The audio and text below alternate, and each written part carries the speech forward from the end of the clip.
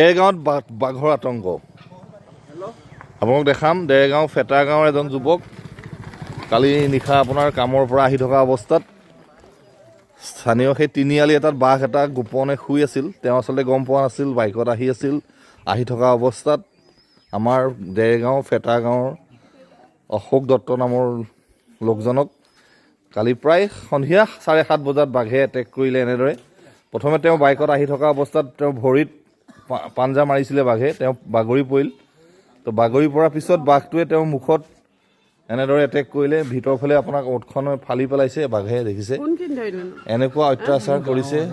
গতিকে আমি আহ্বান জনাইছোঁ এই ভিডিঅ'ৰ যোগেদি যে আমাৰ যি স্থানীয় দেৰগাঁও থানা আছে বা ফৰেষ্টৰ বিষয়াসকল আছে, তেওঁলোকে বাঘটোক ৰেস্কিউ কৰক ইয়াৰ পৰা। গতিকে এনেকুৱা এটা অৱস্থা, এনেকুৱা এটা পৰিৱেশ হৈছে যাৰ কাৰণে মানুহৰ হাহাকাৰ পৰিস্থিতি হৈছে, ৰাতি ওলাই যাব নোৱাৰা অৱস্থা হৈছে। গতিকে যি কৰ্তৃপক্ষ আছে তেখেতসকলে বিহিত ব্যৱস্থা লওক আৰু ভিডিঅ'টো আপোনালোকে চাওক আৰু লগতে শ্বেয়াৰ কৰি দিব বুলি আশা কৰিছোঁ। ধন্যবাদ।